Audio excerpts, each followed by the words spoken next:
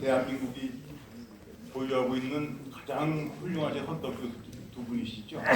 이 두 분이 정말 뭐 좋은 말씀을 다 해주셨기 때문에 제가 덧붙인다는 게 좀 외람됩니다만은 제가 준비한 발제 문제 입구에서 토론 문제 입구에서 그 범위 내에서 좀 요약해서 제가 말씀을 드리겠습니다.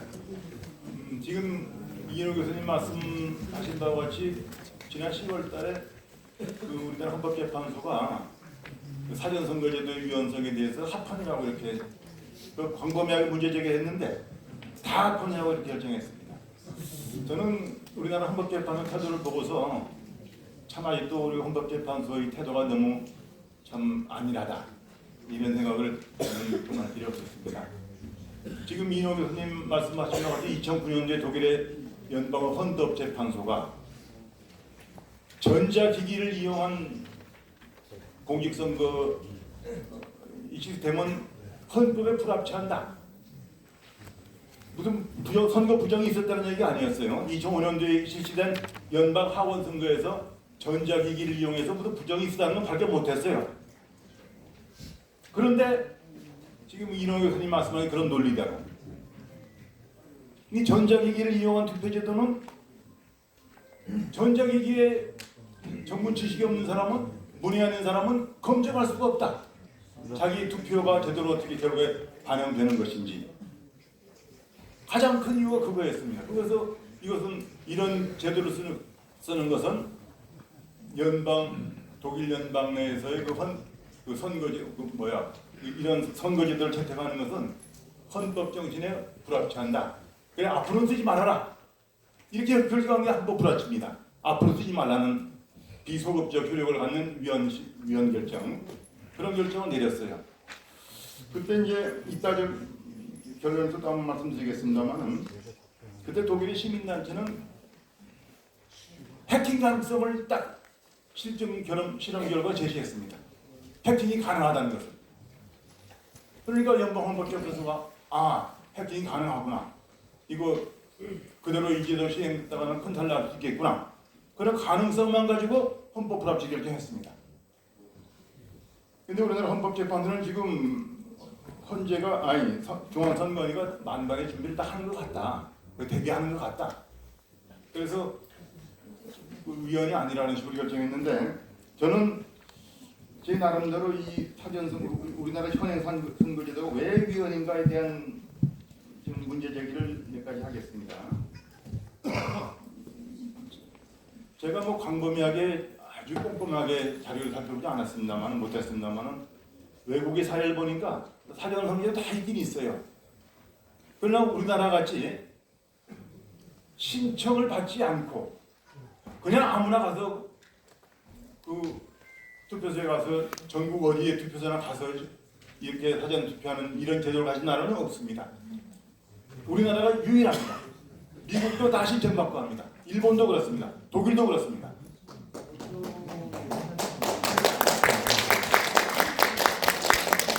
신청주의를 채택해야 된다. 이건 뭐냐면 중앙선관위가 여러분 아까 독일 헌법재판소 말씀했습니다만은 독일이라는 나라가 무슨 IT나 이런데 그 효능을 몰라서 그런 선거 전자기기를 못 쓰게 했겠습니까? 이 선거제도는 국민 한 사람이라도 의혹을 가지면 안 되기 때문에 부정이 있건 없건 의혹을 가지면 안 된다는 그러한 정신에 입각해서 좀 불편하더라도 아날로그적으로 하라는 얘기입니다. 맞습니다. 네, 그러니까 수개표 하라는 겁니다. 수개표. 맞습니다. 당일 수개표 당일. 종교가 전자개표 썼습니다. 그러나 연방헌법재판소 그 결정 이후에 다 수개표합니다. 네. 맞습니다. 대만시. 네, 국민 각자가 그렇게 할게 선거 때마다 의혹 생긴 게 2020년 총선 때부터입니다. 그러면 의혹을 가지면은 국민이 의혹을 가는 선거제도를 그대로 두는 것은 헌법에 불합치한 거 아닙니까? 맞습니다. 그럼 앞으로는 이런 제도 쓰지 말라. 이런 결정을 헌법재판소에서 해야 되는 겁니다. 맞습니다. 근데 선관위가 나름대로 뭐 제도를 개선해서 뭐 잘 운영하고 있는 것 같다. 또 선거가 좀 없지 않았느냐 이런 식으로 결정했어요. 한번 여러분 헌법재판소 결정 읽어보세요. 아 이건 너무 독일 연방 헌법재판소와 접근 태도가 너무 다르다. 이런 저는 생각을 했고요. 그 다음에 여러분 우리나라 법정 선거 기간이 있잖아요. 법정 선거 운동 기간. 대통령은 22일이고 나머지 국회의원 선거나 지방선거는 13일입니다. 법정 선거 기간이 이렇게 두는 이유가 여러분 있지 않습니까? 후보자는 자기를 알릴 기간이 그 정도 돼야 되겠다. 또 유권자로서는 그 정도 기간은 돼야 후보자에 대해서 제대로 알 수 있겠다. 이런 전제가 깔린 거 아닙니까? 그런데 이런 전제가 무너지면은 이건 선거제도의 근간이 무너지는 거 아닙니까? 나는 물론 13일이라는 기간 동안 아니면 대통령이 22일이라는 기간 동안 후보자를 살펴봐야 되겠지만 나는 그날엔 정말 좀 투표를 하고 싶은데 투표할 수 없는 부지런한 사정이 있습니다. 이런 사람이 한해서만 실천 받아서 사전투표하게 하자는 겁니다. 그래야 법정 선거 기간을 허용한 그런 정신이 살아나는 거 아닙니까? 후보자는 자기를 충분히 알려줄 기간이 보장돼야 됩니다. 근데 출마해본 저도 경험한 거지만 사전선거 끝나고 나면 풍산에 바람 빠지는 것 같아요. 맞아요. 그래서 운동하는데 나 투표했어요. 4년 후에 봅시다. 이런 사람 만나면은 운동하는 후보로서는 맥이 빠집니다. 맞습니다. 더군다나 운동하는 후보를 뽑지 않은 사람들 졸업하면서 갑니다. 4년 후에 또 나올 겁니까? 그때 봅시다. 이런 식으로 돌아가고 지나가요. 그런데 지금 여러분 사전투표제도를 도입한 취지는 투표를 올리자. 여러분 투표를 편하게 하면 투표율이 약간 올라갈 것 같은 느낌이 들어서 도입한 겁니다. 근데 여러분 각종 통계를 보니까 투표율 제고에 기여 안 했어요. 제가 극단적인 얘기가 될 수도 있겠습니다만 예를 들어볼게요. 1987년에 대선 때 사전투표제도 없었습니다. 그때 대선 때 전국 투표율이 89.2%였어요. 안 된다 이거 막아버리죠. 그런데 정치가 거리라고 이번 정책적으로 이를 김문수 후보님이 나온 21대 이번이 21대 아닙니까? 21대 대선 전국 투표율 79.4%. 한대 몰아서 그냥 그때보다 10% 창고에서 줄었습니다. 바꿔치기도 가능해. 서버 가지고 장난치기도 가능해. 여러분 사전 투표제도 없어도 국민이 투표에 관심 가지면 투표로 올라갑니다. 맞습니다.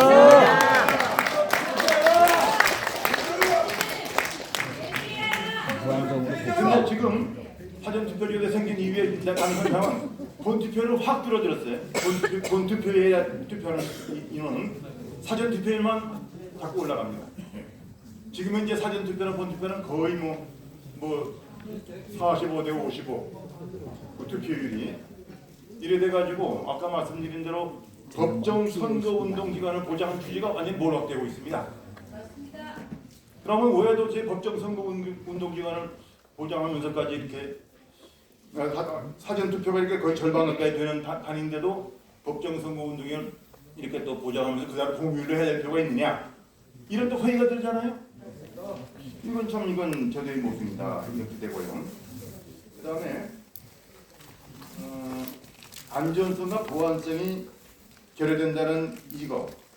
물론 선관위는 만반의 준비를 하고 있다고 하실 것입니다. 그렇지만 국민들은 다 걱정하고 있잖아요. 관내 사전투표의 경우 본투표 선거일까지 4, 5일간 투표함을 다른 데 보관해야 됩니다. 선관위 그 지역 선관위. 또 관내 사전투표는 또 우표본을 배달을 해야 돼요. 그래가지고 또 이제 선관위에 또 관할 선관위에서 보관을 해야 되고 이 과정 속에서 과연 안전성이 100% 보장될 수 있겠느냐는 염려를 다 합니다. 설사 부정이 없다 하더라도 염려하잖아요, 사람들은. 염려를 자꾸 하게 하는 제도는 옳은 일도 아니잖아요. 고양이 앞에 생선이에요. 맞습니다. 피터 드러크라는 미국의 유명한 경영학자가 있습니다. 이 사람이 그런 말을 했습니다. 내가 무슨 말을 했느냐가 중요한 게 아니라 상대방이 그 말을 어떻게 알아들였느냐가 중요한 것이다. 나는 알아고 있는 상대방이 뭐라고 들으면 내가 뭐 표현에 문제가 있든가 무슨 문제가 있는 모양이라 생각해야 되는 거 아닙니까? 그럼 분명히 다 사전투표에 문제가 있다는데 선관위만 문제 없다고 자꾸 하면 이것도 문제 아닙니까? 이것도. 인간이 해체. 다 부더라고요. 그래서 이 대한 민주공화국은 이 선거제도에서 운영되는 제도 시스템이라서 과언이 아닌데 가장 중요한 게 선거 시스템 아니겠습니까? 맞습니다. 여기에서 한 점의 의혹을 남기는 제도를 채택해서 안 된다. 그런데 투표율만 올리지 않은 투표의 편의를 위해서 투표를 올리지 않은 이 제도가 지금 선거 때마다 이렇게 의혹을 제기하고 많은 국민들이 불안해한다면은 이 제도는 문제가 있고 의혹을 전면 폐기를 못한다 할지라도 지금 이제 황 교수님이나 우리 이인호 교수님이 얘기하신 그 세 가지 문제, 우리 투표관리관 사인날의 문제, 또 1년 번호지 문제, 또 투표자의 그 인형을 짧게 30일만 보관 기간이 그렇게 선거 전일까지만 하게 돼 있는 문제, 이런 문제 등이라도 최대한 고쳐야 되지 않느냐. 그런데 21대 국회에서도 제가 자료를 찾아보니까 우리 국민의힘 국회의원들 중에 이 제도 개선을 하기 위해서 선거법 개정하려는 국회의원이 있었어요. 1년 번호 제도 사전선거에서도 도입하자. 또 법 집행이 뒤집혀져 있는데 예, 법 해봤자 무슨 소용이 있다. 예, 또 투표관리관이 자기 직접 날인을 하도록 하자. 또 이런 제도를 또 사전투표함의 보관 이송 과정 그 영상으로 촬영하도록 해서 언제든지 그 영상물을 확인할 수 있도록 하자. 이런 제도 개선안이 반영된 선거법 개정안을 제출했었습니다. 근데 21대 국회에서 한 번도 심의도 안 했습니다. 폐지가 정답입니다. 한 번도 심의 안 했어요. 왜냐하면 이제 여러분 아시듯이 국회의 그 법안 개정에서는 여야 간의 그 안건이 합의가 돼야 그 상임위에서 그 안건의 그 심사 대상이 되거든요. 그러니까 민주당이 한다고 그 안건에 동의를 하지 않고 또 우리 제동선 말씀입니다만 국민의힘 의원들도 법안 마련을 해놨지만은 이거 꼭 해야 된다는 식으로 열정 가지고 하지 않았던 것 같고, 네, 그래서 법안만 발의해놓고 그냥 21대 끝난 겁니다. 네, 이런 아쉬운 말씀을 드리고, 네, 그 다음에 이제 제가 아까도 이제 독일의 예를 들었습니다만은 독일은 그 네답사라는 그 회사가 제공한 전자기기를 이용해서 이제 이런 선거제도를 운영했었는데 아까 말씀드린 대로 네답사가 제공한 선거기기가 전자기기가 해킹 가능성이 있음을 시민단체가 입증했습니다. 그러니까 헌법재판소도 거기를 수긍한 겁니다. 이거 지난 2005년 연방하원선거에서 부정이 있었다는 증거는 없지만 앞으로 써서는 안 되겠다. 언제라도 부정이 있으니까. 여러분 국정원이 중앙선관위 선거 그 서버가 해킹 가능성이 있다고 경고했었습니다.